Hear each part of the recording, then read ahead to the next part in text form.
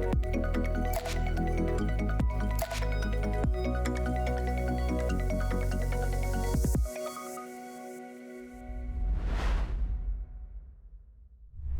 gente, esse é mais um Bitar Podcast. Eu sou a Rubia. E eu sou o João Ricardo Camilo. Vamos para mais uma conversa? Vamos para mais uma conversa. João, a gente já falou várias vezes aqui que o Instituto João Bittar, a Bittar Educação, valoriza muito a questão do ensino.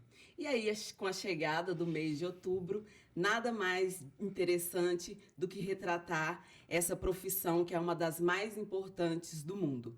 A profissão de ser uma professora, um professor, na verdade. Importante demais, até porque educação e transformação andam lado a lado, e não é à toa que a gente traz sempre essa pauta aqui para a mesa do Bitar Podcast. A gente sabe do poder transformador da educação e essa educação muitas vezes tem um porta-voz, uma porta-voz, professores e professoras espalhados por todo mundo aí, e aqui no Brasil a gente tem excelentes exemplos e não é à toa que a gente vai falar disso comemorando o mês de outubro aqui no Bitar Podcast. E aí temos como convidada muito especial Vanessa Ramos. Ela possui graduação, mestrado e doutorado em Ciências Contábeis pela Universidade Federal de Uberlândia. Como professora no ensino superior, trabalha há mais de 7 anos. Hoje faz parte do corpo docente da Faculdade Uniessa, ministrando aulas para os cursos de Ciências Contábeis e Administração. Já trabalhou em escritório contábil e empresa familiar na área contábil. Atualmente trabalha também na controladoria do Grupo Bittar Educação. Vanessa, seja muito bem-vinda e obrigada pela presença. Imagina, eu que agradeço o convite e é um prazer estar aqui com vocês. Já fica desde já os nossos parabéns pela data. Parabéns também para o Marcos Flávio, que está participando hoje no nosso Bitar Podcast. Ele que tem bacharelado e licenciatura em História aqui pela Universidade Federal de Uberlândia, é mestre em Educação pela Faculdade de Educação e também o programa de pós-graduação em Educação da UFO. Participa de vários grupos de pesquisa temáticas relacionadas ao ensino de História, Educação do Campo, relações étnico... Rubia, me ajuda. Étnico-raciais. Étnicos-raciais. Agora foi. É porque lá no plural aqui me pegou. Marcos, depois eu pedi sua ajuda aí para entender mais o que é esse tema. Mas também, atualmente, é instrutor de jovens aprendizes no Instituto João Bittar. Ou seja, educação está na nossa rotina desde sempre. Primeiramente, gostaria de agradecer a oportunidade de estar aqui, né, para falar com os jovens, para falar com todos que estão nos ouvindo. É uma data muito especial, um mês muito especial, né, onde nós comemoramos, né, onde deveríamos comemorar com mais firmeza, né, a nossa profissão, né, que por muitas das vezes ela é desvalorizada, né, mas que nós, né, professores e professoras que atuamos dentro dos espaços escolares, né, dentro das escolas, universidades, buscamos fazer com maior atenção, maior carinho, né, e responsabilidade. Eu imagino o quanto a gente tem para comemorar, mas também o quanto a gente tem para discutir sobre esse tema importante, né? Antes de vir para cá, inclusive, estava vendo um vídeo das crianças escolhendo profissões para o futuro. E muitas delas diziam que queriam ser professores e professoras. E já está mudando o cenário, porque eu lembro que quando eu estava na escola, havia uma preocupação muito grande, os professores falavam sobre isso, de as pessoas não valorizarem muito essa profissão. E aí eu faço até minha culpa, porque eu dei trabalho demais para os meus professores na escola e em casa, viu? Porque meu pai, professor, minha mãe já foi professora e para completar uma cereja no bolo, minha avó também professora, então eu dei trabalho demais porque eu falava muito na sala de aula. Conversava muito, trocava de lugar da sala, aí fazia amizade lá com o pessoal do outro lado, não resolvia nada. Por isso, esse episódio, aproveito para pedir desculpas aos meus professores, agradecer, afinal, graças a eles que eu estou aqui hoje no Bitar Podcast, podendo, então, apresentar esse programa tão especial pra gente. Então, já agradeço demais, meus pais também, que facilitaram muito. Já fiz um enredo aqui, porque hoje nós vamos mergulhar nessa história dos educadores, explorar a história de cada um deles, que são histórias inspiradoras aí para você que quer seguir a carreira de professor, de professora na educação, mas também que tem apreço por essa área tão importante e que envolve outras funções, né? Não só de professor, de professora. Por isso, é uma data que dá para abranger muitas comemorações, mas também debater. Vanessa, vou começar puxando você para a conversa, pode ser? Combinado. Da onde veio esse interesse, então, em seguir na área de educação? Mas eu sei que você aborda ali outros temas também, né? Não tem uma linha reta, digamos assim. Foi o planejado, estruturei, segui e deu certo. Na verdade, eu caí na função de professora, né? eu sempre gostei muito de estudar, eu julgo que eu era uma boa aluna, eu era comportada, não ficava conversando, sabe, fazendo bagunça, mas eu sempre gostei muito de ir para a escola. Eu me lembro que no ensino fundamental, a minha escola era na porta da casa da minha mãe, a aula começava 13h, 12h30 eu já estava na porta da escola arrumada porque eu queria assistir aula. Eu gostava muito de estudar. E quando chegou naquele momento ali do ensino médio, onde nós escolhemos qual profissão, né? Na minha época, nós tínhamos o PAES, que era anual, no primeiro, segundo, terceiro ano você fazia, então já tinha que escolher. Né? Tem o vestibular, tinha um vestibular depois do ensino médio, mas tinha o PAES também, que eram etapas, e essas notas eram somadas, e se a nota fosse suficiente, você seria aprovado para aquele curso. Então, já vinha aquela pressão, o que fazer? Eu não tinha nenhuma inspiração até então, nunca quis ser médica, nunca quis ser advogada, nunca quis ser nada, assim, claro, na minha cabeça. Jornalista? Não. Atriz? Não passou. E então eu assim, poxa, o que eu vou fazer? Eu assistia muito jornal na hora do almoço. Aí, tá vendo? Já tinha um pezinho lá, vai. E aí sempre tinha, né, aquelas vagas ofertadas. Nossa, tem ali uma vaga de contador, auxiliar de contabilidade. Peraí, isso aí parece ser interessante, né? Me chamou a atenção. E aí eu fiz. Minha primeira opção de curso foi para contabilidade, porque sempre gostei também de estudar, mais especificamente números. Eu sou uma pessoa dos números, né? Não passei. Aí eu, poxa, né? Não passei, não deu certo. E eu me lembrei de uma coisa que eu gostava de fazer em sala de aula, que era estudar matemática. O que eu fiz? Vestibular para matemática. E passei. 1 ano de graduação de matemática, mas por outros motivos eu tive que sair do curso, que era integral, né? Então, depois desse 1 ano, o integral não está encaixando bem na minha realidade.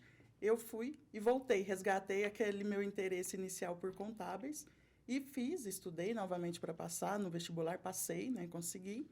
E como o curso de contábeis, ele é um curso de bacharelado, ele não é um curso de licenciatura, como leva para as demais profissões que são os professores. Então, assim como os demais colegas, estava ali no 3º período já fazendo estágio, indo para escritório. Então, trabalhei um pouquinho em escritórios, depois fui para uma empresa familiar, sempre na área contábil, e até então não tinha esse interesse de ser professora. Até que, né, lá no finalzinho do curso, eram 10 períodos, no 8º período me deparei com uma professora, né, a Graciela, e ela me convidou. Naquele momento, eu tinha que escolher uma orientadora para o TCC, sabe? O trabalho de conclusão de curso. E a gente conversando, eu apontei que eu tinha interesse que ela fosse minha orientadora. E ela é uma dessas professoras carismáticas, que fala com você com os olhos brilhando, que faz questão de dividir o conhecimento. E eu fui me encantando, ela foi me convidando para fazer pesquisas, fazer artigos científicos, participar de congressos. Então, ali eu comecei a fazer pesquisas científicas e produzir artigos. E, paralelo a isso, trabalhando em uma empresa familiar no setor administrativo. Então, comecei com essa pesquisa acadêmica e, nesse momento, surge o curso de mestrado na UFO também, de contabilidade. Falei, bom, então, já que eu estou pesquisando, estou gostando, e se eu tentar o mestrado? E aí foi aí que eu terminei a graduação, fiz o processo seletivo e passei para o mestrado. E a partir daí eu comecei a virar os meus olhos para a docência, né? E o mestrado, ele te dá todo o suporte, todas as disciplinas que, digamos, que completa a formação para você ser o professor, né? Então, a partir daí, comecei com esse interesse, desenvolvi cada vez mais, né? Na verdade, o interesse já estava ali instalado, mas então fui desenvolvendo aquelas habilidades que professores precisam ter, não só conhecimento técnico. Então, eu estava desenvolvendo o meu conhecimento prático ainda, né? Porque nós desenvolvemos isso todos os dias, prático, técnico, e também acrescentando isso as habilidades necessárias para ser professora. Concluí o mestrado, são 2 anos de curso, dissertação, pesquisas, né? Aquele socorro todo. Ai, meu Deus, sem dormir. E então, eu comecei, logo que eu terminei o mestrado, comecei a ministrar aula e vi que era isso que eu queria, né? No curso superior. Gostei muito, gostava muito da dinâmica de sala de aula. E aí veio também com isso o interesse de fazer o doutorado, que eu terminei recentemente. E educação ao longo aí de tantos anos, né? E continua. Já tem planos aí para... Ou agora aproveitar um pouco essa nova fase depois do doutorado? Eu terminei o doutorado, foi esse ano de 2023, então digamos que eu ainda estou respirando um pouquinho, né? Porque a gente acaba... É uma imersão, né? É, uma imersão, João. A gente fica fins de semana, madrugadas, né? Não dá também para romantizar e falar que não tem essas, digamos, abdicações de momentos com família, de lazer, de descanso, de poder assistir uma série. Essas são escolhas. Então, você abre mão disso. E eu quis ficar um pouquinho parada antes de pensar num pós-doc, né? Eu estou, por enquanto, me dedicando às aulas mesmo e ao trabalho durante o dia. Então, ainda não estou com planos. Mas isso pode mudar. Sempre muda, né? Ô Marcos, e você? Conta pra gente a sua história, porque a Vanessa falou aqui no relato dela que ela caiu na área da licenciatura. Da licenciatura não, mas como professora, né? Porque aí você fez o mestrado e aí se preparou para estar em sala de aula. E você? Como que foi a sua história? Bem, a minha história, o início dela é muito diferente da Vanessa, muito parecida com a do João. Estou mais representado aqui agora. Pronto, os meninos juntaram. Durante assim, a minha vida escolar, a escola não era o lugar assim, que eu achava que era necessário para mim, né? Eu era muito custoso também, né? Conversava demais. Então, eu conversava com o pessoal da frente, conversava com o pessoal do fundo da sala. Em qualquer lugar que os professores onde ele me colocava, ele teria problemas com o Marcos Flávio, mas... E se eu estivesse lá, ia ser nós dois provavelmente separaríamos nós de salas. Sim. Mas, então, na minha época de jovem, então eu gostava muito de jogar bola, né? E eu demorei um pouco a entender que esse processo da educação, a questão do ensino é importante.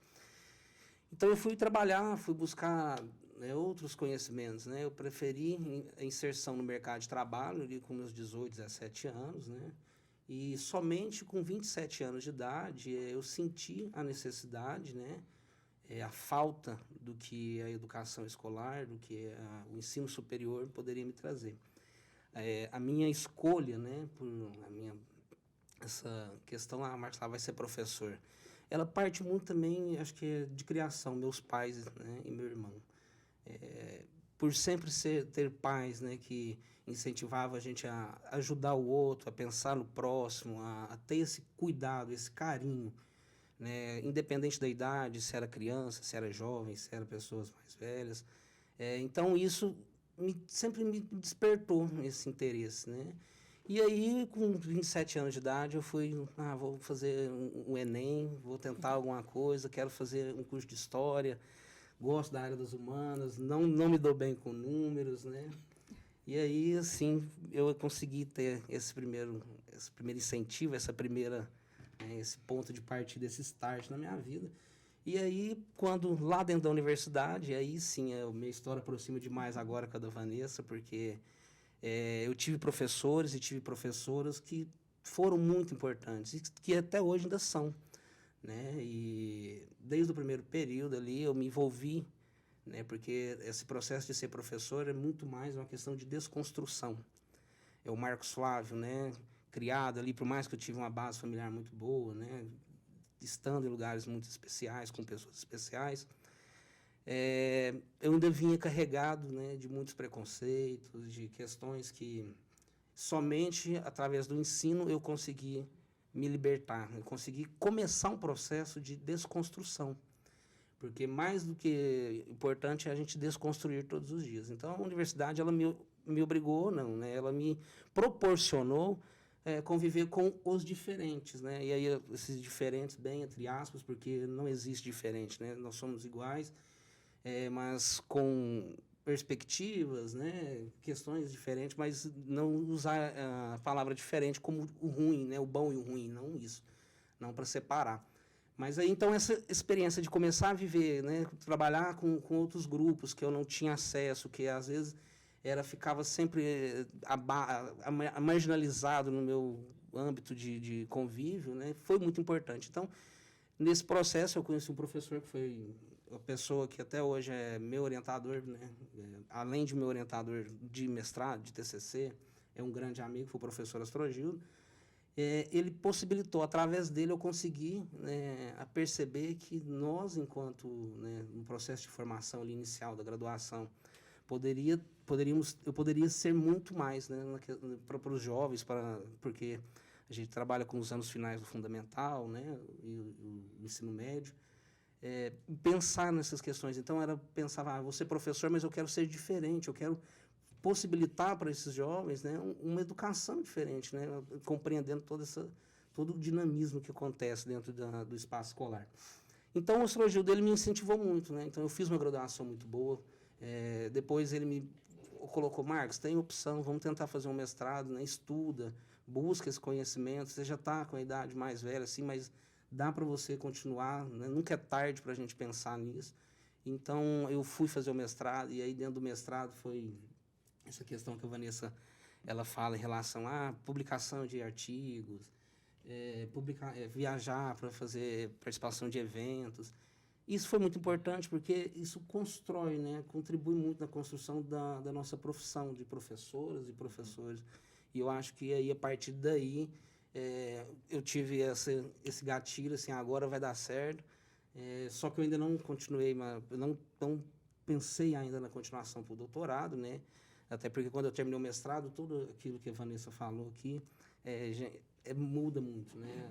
A realidade, as possibilidades que nós temos depois de graduados, né? Com diplomas na mão de pós, elas afunilam e aí a gente demora um certo tempo, um baque para entender o espaço. Né? Então, eu voltei para o mercado de trabalho, né? Através dessa oportunidade, não de ser professor, né? Dentro do instituto ainda, porque lá minha função é como instrutor, mas essa questão do professor eu consigo transformar, né? Ser um mediador, um agente pedagógico dentro daquele espaço com os jovens aprendizes. Tem uma coisa interessante na fala do Marcos, e com certeza tem na vida da Vanessa, na sua, que a gente já conversou aqui várias vezes sobre isso, que ele traz aí o nome do professor Astrogildo como um grande referencial, e a gente carrega, né, para a nossa vida alguns referenciais. Eu tenho vários, o João também já citou aqui várias vezes na mesa do Bitar Podcast os referenciais dele no âmbito da educação. E você, Vanessa, tem algum professor, alguma professora que você olha e fala, fez toda a diferença na minha vida? Eu sou de números, então vocês vão perceber que algumas vezes, tudo que eu vou fazer, eu tenho que, né, uma construção, assim, lógica. Gostei dessa técnica, viu? Uma pessoa esquecida como eu, acho que funcionaria. Você olha para os dedos, eles te ajudam aqui. Eu não sou boa com nomes, né? Eu não me recordo muito os nomes de alguns professores lá, porque fazem alguns anos, tá? Mas lá, desde o meu ensino básico, ali no fundamental, eu tinha professoras que elas me cativavam com, digamos assim, características diferentes. Então, lá no ensino básico, eu tinha professoras carinhosas, que falavam com os alunos de forma doce, que dava aquele bom dia, um abraço, que se preocupava se cada um estava conseguindo fazer a atividade, né? Eu me lembro que tinha ali no começo os ditados, as professoras ditavam, elas queriam ver se, além de conseguir escrever, se a sua letra estava bonitinha, como que estava o seu caderno, né? Então, aí eu já me cativavam. Ao longo da minha formação, pelo gosto de matemática, eu acabei me aproximando mais de professores dessa área de matemática, física. Então, eu tinha, no meu ensino médio, a Dodora, né, que era professora. A minha formação toda, ela se passou dentro de escolas públicas. Então, no ensino médio, primeiro ao terceiro ano, a realidade dos professores, eu acredito que nós vamos falar disso em alguns momentos, se torna recorrente, e o Marcos já pontuou, não é tão fácil, né? Porque os alunos têm histórias diferentes, né? Eles vêm de contextos que talvez dentro de casa não tenham um incentivo de ir para a sala e tentar absorver o máximo. Então, talvez eles enxergavam o professor como aquele culpado de estar dentro de sala de aula, né? Eu percebia isso lá no ensino médio, e eu via na Dodora, né, Maria da Dores, mas a gente chamava ela de Dodora com carinho, ela tinha essa força de vontade, assim, de brigar, dar um sacudido nos alunos. Vamos, gente, vocês têm que fazer esse exercício, está difícil, mas vamos, porque isso é importante para vocês. Para mim, eu já estou formada, é para vocês. Então, isso me impactava também. Então, fui carregando aquela professora doce lá, né, que era a Badinha, lembrei que o nome dela, e a Dodora no ensino médio. Na graduação, eu tive excelentes professores e, por ser graduação, mestrado e doutorado na mesma instituição, coincidiram muitos professores nesses 3 momentos, mas tinham aqueles professores que a gente tinha mais proximidade. A Graciela, que eu mencionei, que eu acho que ela foi um divisor de águas para mim escolher esse caminho, mas eu não posso deixar de mencionar no mestrado o meu orientador, que foi o professor Gilberto, que é um professor que carregava tudo isso que eu via lá no meu ensino fundamental, da doçura e também da cobrança, ele e a minha orientadora no doutorado, que foi a professora Edivalda. Se você me perguntar, Vanessa, hoje, você coloca em prática alguma coisa que você viu nesses professores, né? Além do conhecimento técnico, da formação professora mesmo? Eu acho que eu tenho muito, um pouquinho de todos. Mas a Edivalda, que foi a minha orientadora que passou comigo o doutorado, claro, eu já conheci ela ali desde a graduação, eu tenho uma relação mais próxima com ela e eu aplico muito o que eu aprendi com ela, de forma indireta e de forma direta também, né? E também acaba que os amigos professores a gente absorve alguma coisinha, mas são esses. Mas é justamente, eu vou pegar esse finalzinho da sua fala aqui, eu achei muito importante. Para além desse processo de formação, quando nós temos esses espelhos, né, que nos direcionam bastante em relação a isso, os amigos, né, e aí eu acho que olhar o nosso amigo, a nossa amiga professora, professor, e se espelhar, né, na maneira como eles trabalham, e aproveitar o que tem de bom, né, é muito importante. Eu tenho amigos, assim, né, da minha área, de áreas em comuns, que eu considero, né, muito importante, porque cada um trabalha tem a sua maneira didática diferente, mas o propósito é o mesmo, né? O propósito é valorizar essas especificidades, né, de jovens, cada um no seu espaço diferente, porque nós não podemos colocar todo mundo, os alunos, as alunas, tudo dentro de um lugar. De um mesmo pacote. Não existe, porque nós temos diversos lugares diferentes, né? O Brasil é muito complexo, é pluricultural, é multicultural. Então nós temos que pensar específico. E aí o trabalho do professor, né, o nosso trabalho como professor, né, no caso da Vanessa, o meu como instrutor lá dentro do instituto, tem um olhar, né, atencioso, um olhar onde eu preciso entender o que é esse jovem, o que essa jovem precisa, de que lugar que ele está vindo, de que lugar que ele está falando, né? Qual que é a perspectiva que ele tem, né? Então, assim, eu acho muito importante, né? Aproveitando o gancho de quando você fala de olhar os amigos trabalhando, então, assim, eu tenho amigos que são importantes, né? O Lucas da geografia, são 2 Lucas da geografia, Franciele da história. Cuidado para não esquecer ninguém. Cuidado no Mas comércio. são pessoas que a gente sempre está muito junto, a gente conversa, a gente compartilha, nós sentamos, né? Compartilhamos histórias, compartilhamos metodologias, compartilhamos desafios, porque desafios eles existem para todos, no como geral, e dependente de cada espaço escolar, o desafio ele ainda existe ainda mais ainda. Então, assim, é muito importante essa troca, né, com os colegas. Eu tenho exemplos lá em casa, já contei, mas tem um professor que compartilha também histórias e experiências comigo muitas vezes, né? Rubia. Ela é professora também, você sabia? Que bacana! Sim, somos 3 aqui nessa bancada. Vou aproveitar para te convidar a contar pra gente um pouquinho dessas experiências aí, nessa parte tão importante da sua carreira. Eu vou, como eu já falei outras vezes aqui de experiência dentro de sala de aula, eu vou aproveitar para falar de professores que me marcaram, que tem uma relação direta aqui com a pesquisa que o Marcos Flávio faz em relação à relação étnico-racial. Eu me lembro de, na quarta série, um tempinho atrás, tá, João? Alguns aninhos atrás. Foi quando eu tive a minha primeira professora negra. E aquilo fez todo um diferencial naquilo que eu vivenciava. Também sou de escola pública. E aí, quando você pesquisa relação étnico-racial, esse é um marco que, com certeza, atinge várias crianças negras no Brasil, quando ela tem ali a sua primeira experiência com professoras e professores negros no enredo de não negros, né? Então, um beijo, professora Ivone, ela era professora regente, né? Da sala, que é aquela professora de português, matemática, ciências e literatura. e, assim, abriu o meu horizonte. Eu acho que a questão também de me tornar professora, que eu meio que caí na coisa de ser professora também, vem do fato de ver, né, grandes mulheres, assim, como a professora Ivone. Eu acho que, para hoje, esse é o meu relato de experiência, assim, nessa área. Demais, hein? Bonito. Eu acho muito importante, né, a Rubi chamar a atenção para esse ponto, né? Hoje, atualmente, eu participo do grupo, né, de pesquisas aqui do Instituto, da Universidade Federal de Berlândia, onde nós trabalhamos com essas questões da Lei 10.639, né? Conta pra gente o que é, só pra gente A Lei por dentro também. 10.639 de 2013, ela vem para tornar-se obrigatório o ensino, né? Da cultura africana, das questões indígenas nas escolas. Infelizmente, se a gente parar para pensar, tem que ter uma lei que nos obriga a falarmos dos nossos povos originários, das pessoas que realmente estavam aqui quando, né, houve a invasão mesmo da Algo chegada que deveria ser europeia. orgânico ali, né? Tratar Sim, desse tema. não é. Então, assim, a gente busca realizar estudos nessa área, né?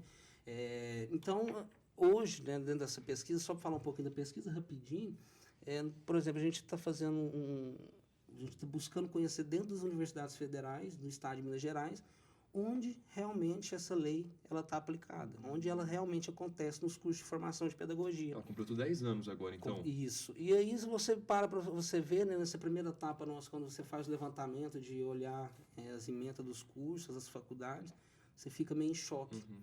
Porque, apesar da obrigação, né, da obrigatoriedade de ter que ter ali, ainda passa, né, as pessoas...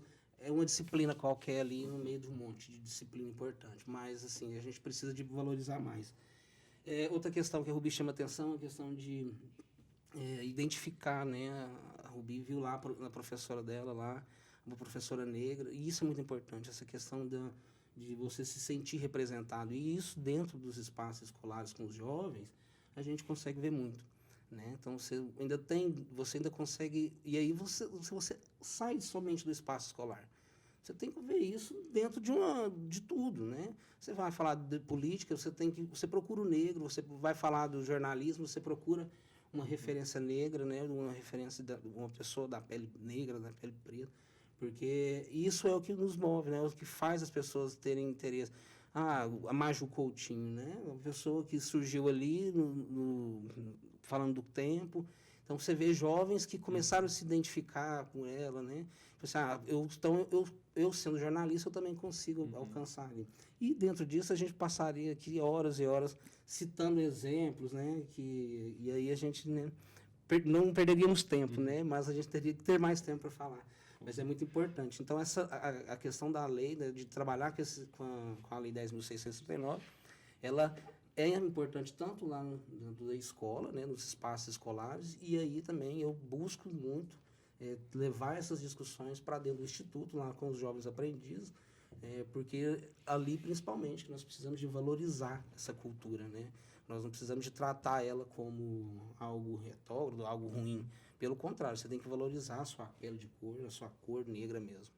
A gente já quer um episódio do Bitar Podcast para tratar desse tema, hein, Rubi? Eu acho interessante. Já vamos avisar aqui, já Sara, já anota aí.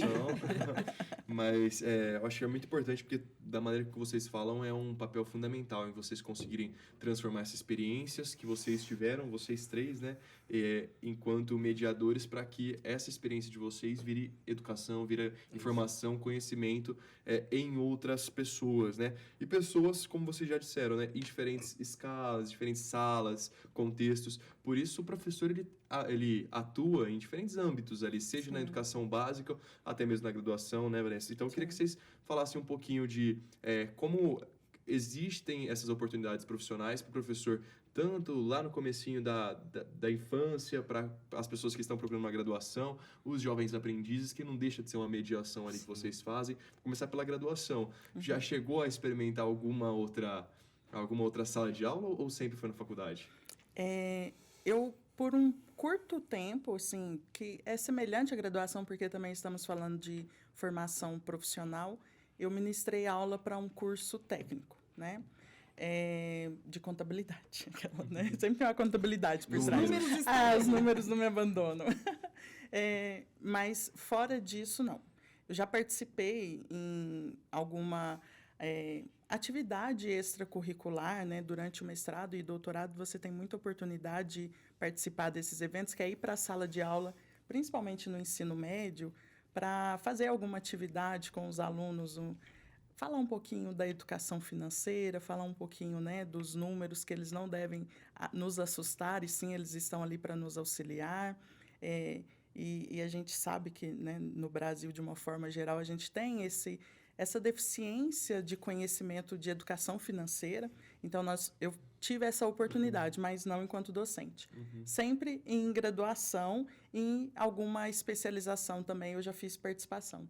Mas, digamos que 99% graduação. Graduação. Sim. Para você seguir uma outra área ali, que é a instrução, não deixa de ser um profissional de educação, Sim. mas para outro segmento ali, uma outra rotina, né? Assim, João, hoje, né, para você ser professor, né, você precisa de ter o curso de graduação, né? Igual você perguntou para nós, né, como que nós temos vários jovens, né, que estão aí nos assistindo. Então, primeiro, você precisa de ser graduado, você precisa de se fazer uma graduação em licenciatura, né, e para que você possa trabalhar como professor.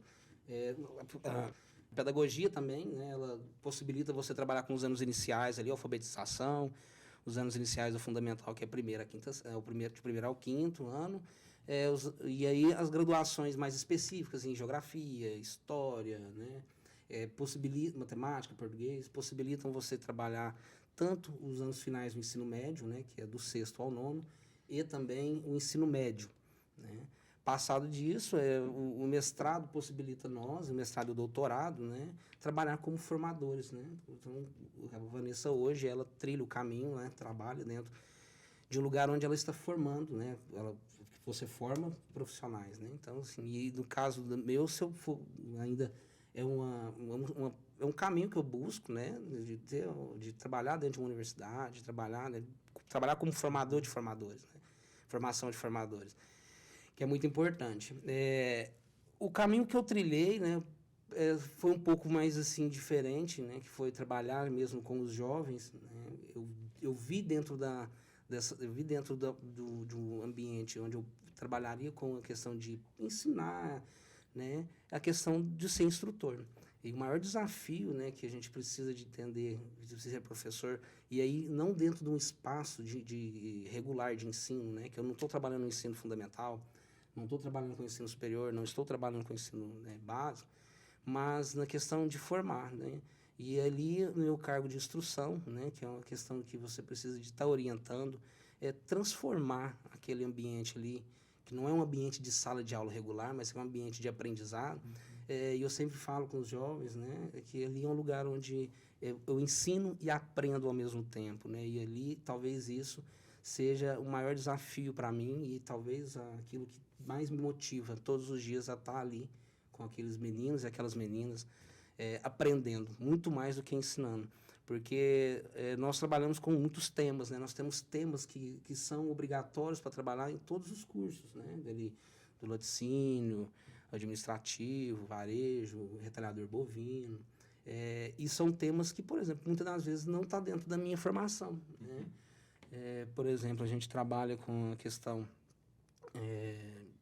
de balanço patrimonial, por exemplo, né, que é muito mais voltado na área da colega Vanessa, né? Só que eu, Marcos Flávio, preciso então de fazer aquele espaço ali se tornar um espaço educativo, né? Nós temos os temas de aula, nós temos todo o apoio pedagógico, né? As aulas, né? Os textos, e ali vai muito mais do professor explorar esse seu lado de ser educador, né? Buscar as experiências dos jovens que trabalham em determinada empresa e outras empresas e trazer para dentro daquele contexto. Então, ou seja, ao mesmo tempo que eu estou ali ensinando, eu estou aprendendo, né? Eu aprendo com o conteúdo que me é disponibilizado, eu aprendo a buscar mais, né, para levar para os jovens, e aprendo ainda mais quando isso vem de lá para cá, né? Quando faz o caminho inverso. Eu sempre brinco que a educação é uma via de mão dupla, né? Onde você ensina e aprende. A gente não tem uma via única que só eu ensino, o professor não é o detentor, é uma troca. Conhecedor de tudo, né? Não, Tá jamais. sempre também nesse desafio de aprender com os demais estudantes e aprender para poder estar ali nesse jogo de ensino-aprendizagem. E é legal, né? Porque todo professor já foi aluno, né? Sim. Então, de vocês, quanto de aluno vocês carregam hoje na função enquanto professores? Eu digo que... na verdade, eu penso, né? Eu acredito que muito dessa restrição, porque, né, o João comentou ali no início de que professor, a função de quando você é criança, tem muita gente que fala que quer ser professor, aí com os anos vão se passando, as pessoas se dispersam, né, desse gosto, acabam escolhendo outras profissões, talvez justificado pela remuneração, né, que é divulgada, assim, mas eu acho que o professor ele tem que mostrar para o aluno o quanto ele é importante na formação dele, técnica, intelectual, mas também ele ser aberto. Porque eu imagino que ainda existe muito aquela imagem, nossa, professor ele tem que saber de tudo, professor ele é a palavra dele, ponto. Não, a única coisa que a gente não consegue mudar é o resultado de uma expressão algébrica, né, que é um cálculo exato. Fora isso, todos nós temos que entrar em uma sala de aula, imagino que o Marcos faça isso, né, que você também, nós temos que entrar de coração e mente aberta. Por quê? Eu tenho alunos ali de graduação e eu posso ter alunos de idade e de experiência maiores que a minha. Então, eu tenho que ter essa consciência que o meu conhecimento formado em sala de aula, mestrado, né, a pós-graduação estrito sensu, que é mestrado e doutorado, ela não me faz mais inteligente que ninguém que está ali. Isso é ótimo de ser ressaltado. Sim, até porque eu tenho alunos do curso de contábeis, hoje na UNES ele é do 1º ao 8º período. Eu tenho alunos de 6º período que estão trabalhando antes de entrar na graduação. Eles escolheram a graduação em contábeis para ter uma formação e, com isso, receber melhores propostas, melhores remunerações.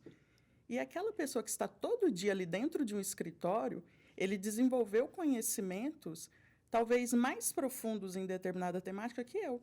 Então, quando eu chego para dar aula de contabilidade internacional, chego para falar das normas internacionais de contabilidade e vou falar de um ponto específico do balanço patrimonial que alterou conforme essa nova lei.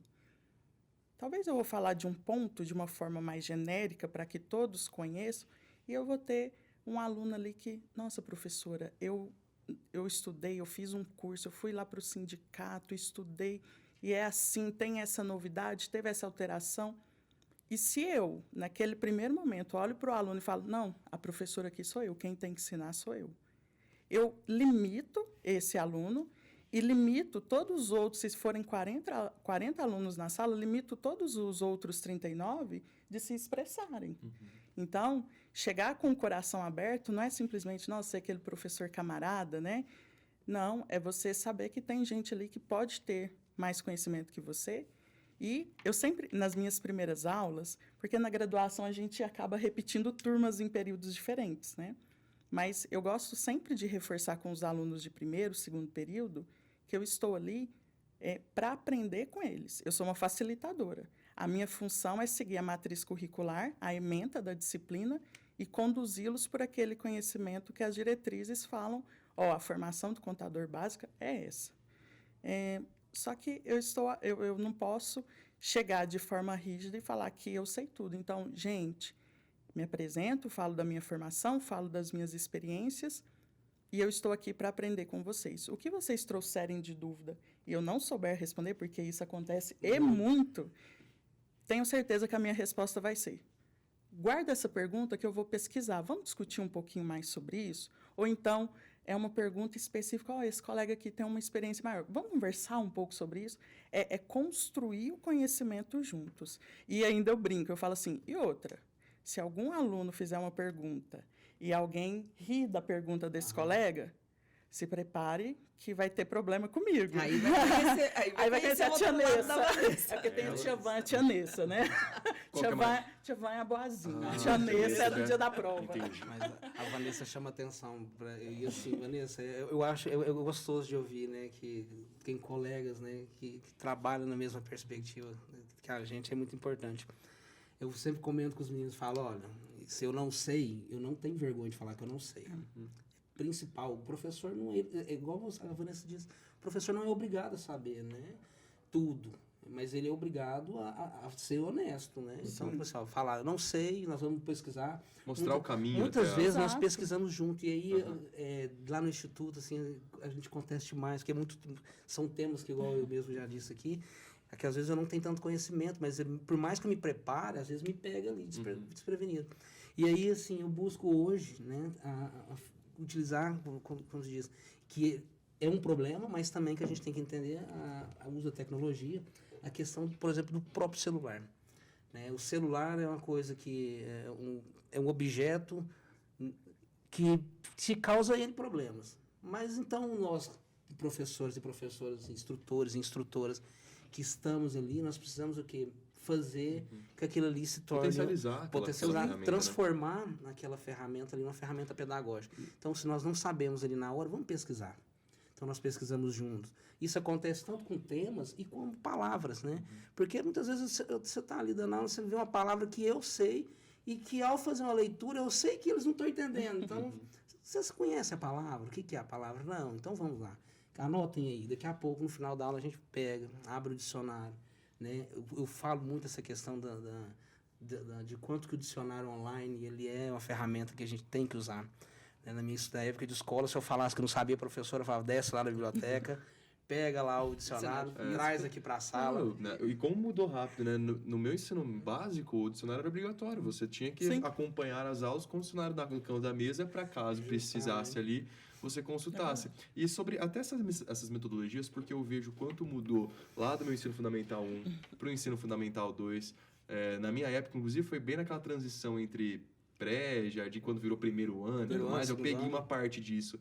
E até a faculdade e continua se transformando, principalmente depois da pandemia, que foi um período muito difícil, né, para a educação, no sentido de já era desafiadora a nível global o momento que o mundo passava, e vocês transformarem aqueles desafios que tinha na sala de aula frente a frente com o aluno, agora separados a uma distância pela ferramenta do computador. Eu acho que a gente felizmente superou bem essa fase, está superando, ainda pagando uma continha ali que infelizmente faz parte daquele momento, mas já estamos vivendo um novo período. Mas só para a gente deixar e marcar esse podcast também com esse momento importante, onde vocês foram protagonistas de uma fase muito importante, foram necessários ali, essenciais, queria que vocês falassem um pouquinho do aprendizado que vocês tiveram junto deste período, até para que algo que métodos que eram utilizados nesse período à distância que ficaram para vocês até nessa relação com os alunos.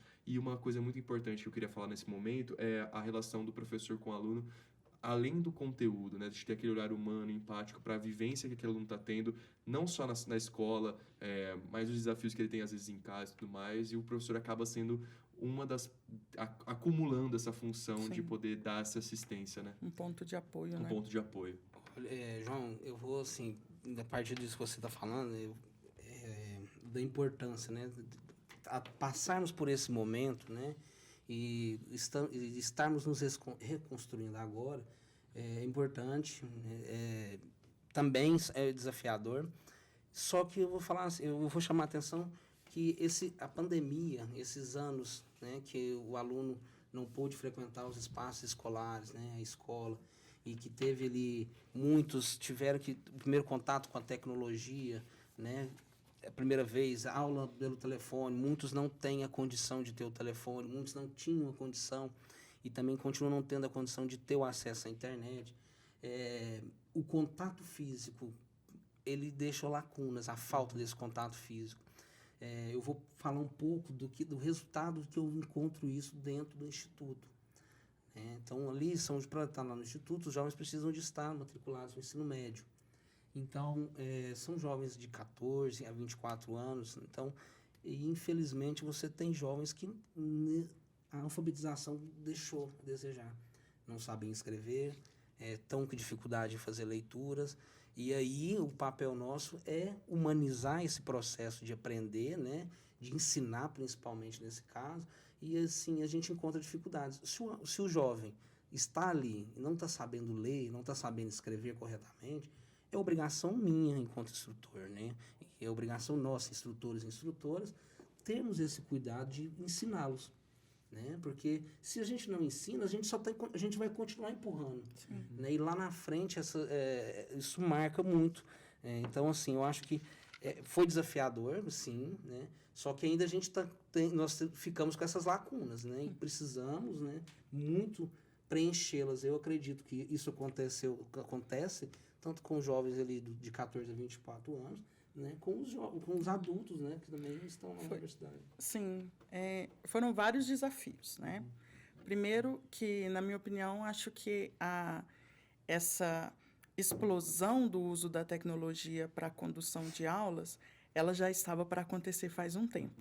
Porque esse assunto, né, e eu acho muito bacana vocês colocarem esse ponto, esse assunto do uso da tecnologia em sala de aula, eu acompanhava isso lá no finalzinho da minha graduação, lá no mestrado, já vinha algumas disciplinas, por exemplo, disciplinas que nos colocaram de frente a metodologias ativas, falando dessa preocupação do uso de tecnologia em sala de aula.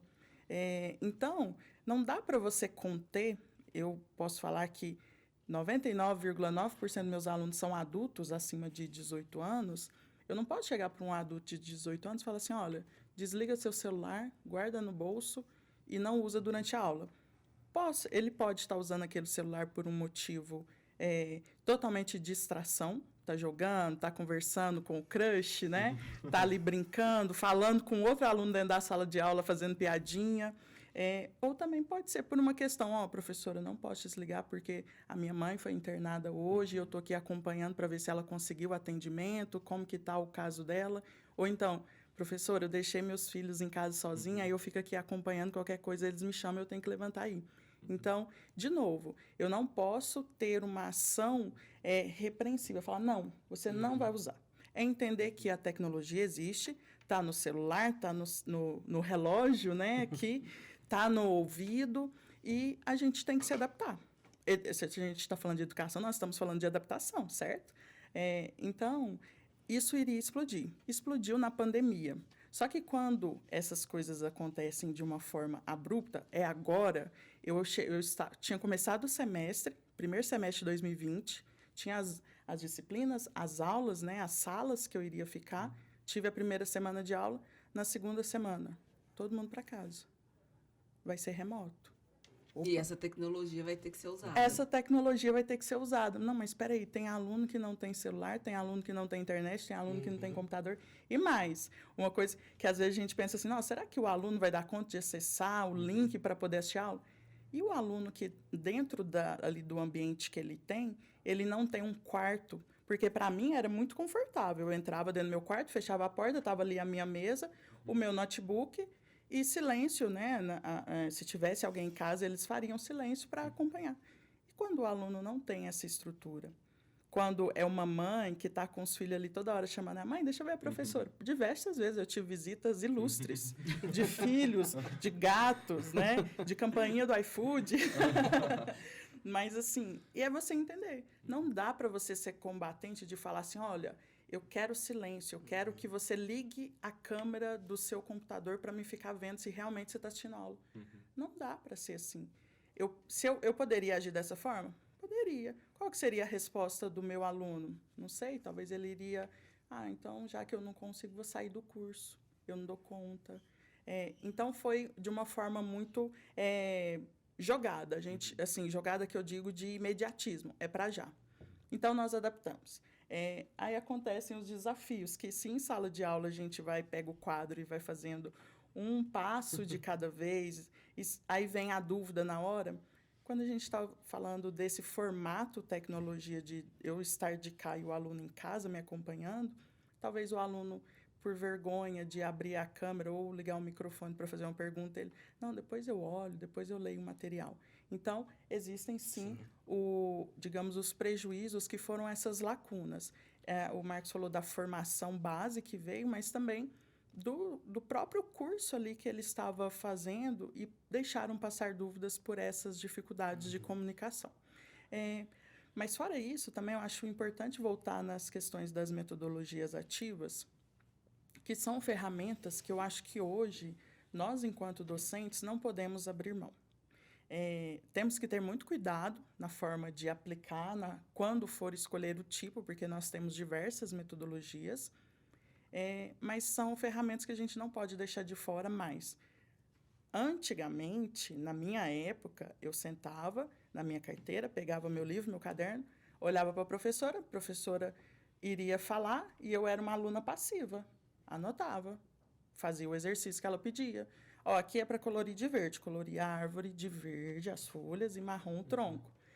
Eu não discutia, né? Isso, assim, é uma personalidade talvez minha, mas era a época. Só que as transformações foram acontecendo.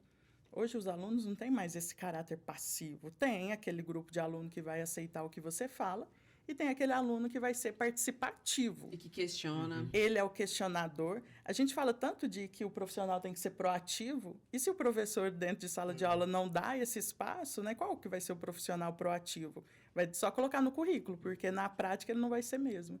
Então, se eu tenho uma turma, aí são vários fatores, eu tenho que verificar qual que é a disciplina, o que essa é uma disciplina mais teórica, é uma disciplina que tem mais cálculos, qual tipo de metodologia eu posso aplicar?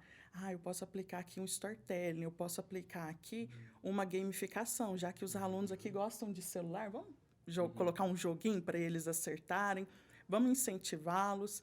Tem que verificar também, eu acho interessante, é uma coisa que eu sempre estou discutindo com os colegas da área, que é o perfil do discente. Não adianta eu ter uma disciplina, nossa, essa disciplina vai encaixar o storytelling perfeitamente. A turma, a quantidade de alunos vai ser perfeita. Conta pra gente o que é o storytelling. Eu achei que tivesse no jornalismo, mas agora, tá vendo como as nossas áreas estão próximas? Gamificação, tudo tem na comunicação também. Sim, é porque talvez na área de ciências contábeis e outras áreas de gestão, essas novidades tenham sido seguradas por um tempinho maior, né, que já estavam sendo desenvolvidas em outras áreas. Mas é uma metodologia em que você vai contar algo de forma mais criativa, em produção de vídeos, em produção de histórias. Então, poxa, eu vou falar de um assunto super chato, que é a alavancagem financeira. Vou chegar na sala e vou falar assim, olha, gente, a alavancagem financeira é uma forma da gente fazer uma empresa crescer e isso. Não, eu vou aplicar a teoria e vou trazer historinhas. Falar assim, olha, tem o caso da Luísa. Luísa era gestora de uma empresa. A empresa dela estava passando por determinadas dificuldades. Ela, então, solicitou o seu contador, o seu controller, os resultados, os relatórios. Em cima desses relatórios, ela foi olhar os números. Então, é você trazer mais ilustração para aquilo que é muito... São caixinhas, faz isso, faz aquilo. Não. Vamos ver de forma mais ampla todo o contexto. De uma maneira talvez mais criativa. Desenvolver a criatividade dos alunos, porque olha só como as coisas se casam, né? A gente fala tanto dos soft skills e hard skills, que são as habilidades e competências que têm que ser desenvolvidos nos alunos. E como que a gente está desenvolvendo isso em sala de aula? Com a mesma forma tradicional? Exato. Não é só... possibilidades, né? Tantas outras possibilidades. Então, essas metodologias não são fáceis de serem aplicadas. É mais um desafio, eu acho, para o professor enxergar tudo isso. Será que esses alunos vão participar? Então, fazer o plano de aula, ver qual metodologia aplicar, conhecer o perfil dos seus alunos. Não, esses alunos são participativos, eles gostam de conversar, vai dar certo. Se não der certo, vamos encaixar de uma forma, porque também tem que incentivar. Não é só porque eu senti, não vai dar certo que eu não vou aplicar. Não, vamos tentar dar uma forçadinha aqui para eles, explicar. Nossa, eu repito com tanta frequência, gente, apresentar. Ai, que dificuldade. Eu não sou muito adepta ao seminário, que é uma metodologia ativa, né? É porque o seminário, em algumas disciplinas, acaba sendo aquele. O aluno levanta, o grupo levanta, 3, é um grupo de 5, 3 fizeram, outros 2 estão lá assim. Vanessa, eu apresentava 12 seminários, mas eu fazia uma prova. Eu amava seminário, cara. Talvez por isso você escolheu o Tá jornalismo, vendo? né? Explicações pra isso? Tem. Adorava fazer trabalho em grupo. Mas é o perfil. Apresentar na frente da sala, pra mim, nossa, eu fiquei Tava em casa. As pessoas ficavam ansiosas pra não ir, eu ficava ansioso pra ir. Exato. Se pudesse, eu fazia aquilo o resto da minha vida. É por isso que você exerce o jornalismo bem. Porque quando a gente fala do perfil do discente, eu acho que é papel dos professores também nós entendermos que existem essas diferenças. Porque se eu pegar aquele aluno, eu tenho alunos que a nota é 100. São alunos que não erram numa conta, a prova eles fecham. Mas você coloca eles para apresentar um trabalho, um PowerPoint, ele vai levar um papel, vai ficar tremendo. Quase desmaia. Ele vai se sentir tão... como se ele estivesse sendo apontado ali na frente, que você pode estragar o desenvolvimento de um aluno, né? Impactar de forma negativa. Afastar ele do ambiente. Exatamente. Aí ele vai falar, não quero ir para aula, porque eu vou lá para... Porque eu falo que eu sou uma eterna aluna. A gente sabe, está lá apresentando um trabalho, os colegas do fundo estão discutindo do lanche que eles vão comprar na cantina. Esses colegas do Parece fundo, que viu? está falando de você. O João e o Marcos estão lá. Vou te falar, Marcos. Por isso ficamos aqui, Aí, tá né? vendo? Não é à toa. Não é à toa. João e Marcos estão lá pensando, nossa, nós vamos comprar coxinha ou Ou não enroladinho de vamos almoçar? presunto Eu tô mussarela? pensando, a Vanessa me olhando aqui, ela pensando assim, nossa, ele lembra tanto tal aluno. Mandar um abraço pra eles, inclusive, né? Porque, mas tem vários Joãos. E que bom que o ambiente da sala de aula, enfim, do ambiente educacional tem essa pluralidade, né? Tem. Porque eu lembro um pouquinho dos meus amigos de várias partes ao longo do meu processo educacional, faculdade, escola. Como meu grupo era formado por pessoas diferentes, que tinha cada um ali um gosto, mas que o quão a gente está exposto às diferenças nos constrói, né? O quanto isso é bom. E vocês estão num ambiente potencial para isso e com essa missão super especial e importante que é transformar tudo isso, apontar o caminho, mostrar ali os caminhos, né? Porque são vários. Pessoal, a gente tem que caminhar agora para o final deste episódio do Bitar Podcast, mas ao longo da nossa conversa, eu sei que já surgiram dessa conversa de hoje vários outros temas. Então a gente sempre faz um combinado que vocês voltam, né? Voltamos. Posso contar com vocês? Chama. Com certeza. Olha, muito obrigado por participar desse momento especial, não só pra gente, pra vocês também, claro que a data, né, de vocês, comemorem bastante, mas para toda a rede, né, do Instituto João Bittar, da Bittar Educação, seja os professores no título, mas todas as pessoas envolvidas nessa missão importantíssima de transformar através da educação a vida e impactar a vida de tantas outras pessoas e pessoas que impactam outras, e essa rede é muito importante. Obrigado por celebrar essa data junto com a gente, viu? Obrigada a vocês. Foi tão confortável, né, que eu nem percebi a hora passando. Passa. Mas você coloca 2, 3 professores para falar, vendo? né, que seria um podcast bônus. Quem Se sabe? não for Quem dobro sabe do até um quarto um dia? Porque eu não herdei a paciência que meu pai tem para ser professor, a didática. Não é à toa que lá em casa, eu acho que a minha irmã já pegou mais esse lado. Ela que é da exatas, gosta também de dar as coisas no número ali. Quem sabe? Tenho bons exemplos. Quem sabe um dia o professor de jornalismo, imagina, Rubia? Eu adoraria levar você como professor Eu de ia jornalismo para os meus estudantes. Imagina. Seria maravilhoso. Eu ia apagar a língua, o pessoal lá começando no fundão, eu falando aqui na frente, eu ia apagar toda a minha língua dos meus anos de Ô, João, já aluno. está feito o convite. O dia que você puder, nessa sua agenda lotada, você vai ministrar um Faço workshop, uma questão. aula de jornalismo, pode ser? O convite feito ao Eu vivo já vou aqui, abrir um quadro lá na minha escola de profissões. Já Profissões. vou imitar o Bitar Podcast. Tenho certeza que vai ser muito bacana. Já aceito o convite aqui com essa pressão de 3 câmeras me olhando. 3 câmeras e 3 professores. Isso. O professor não esquece. Eu agradeço o convite para poder participar, né? Eu acho que foi igual a Vanessa falou, passou tão rápido, parece que a gente gostaria de falar tanto mais, né? Mas foi muito satisfatório, né? Principalmente ter conhecido a Vanessa aqui, saber que lá no lugar que ela está, né? Lá no ambiente de graduação, né? Que ela faz as mesmas coisas que a gente tem muito em comum, apesar de ser áreas totalmente diferentes. Isso é gratificante, é muito gostoso, né? E isso aí acho que fica, né? Esse instigamento, né? Para os jovens, né? Para os professores que nos assistem, que é o ambiente da sala, a gente é aquele negócio, a gente é responsável pelo aquilo que a gente cativa, né? Então, quando a gente faz um trabalho, quando a gente é o mediador cultural, quando a gente é o mediador intelectual dentro dos nossos espaços de trabalho, principalmente voltado à educação, a gente é responsável, né? E isso é prazeroso demais. Eu agradeço demais o Bia, agradeço demais, João, agradeço você também. Ô, Marcos, foi um prazer dividir o fundão com Não, você. foi- Viu? Até a próxima. Por mais fundo, Eu acho que a gente se comportou hoje. Comportaram Comportar, bem. tô merecendo professor. 10. Tô merecendo. Ó, até a próxima, então, viu? Obrigado. Obrigada. Professores. Tchau, Tchau. tchau.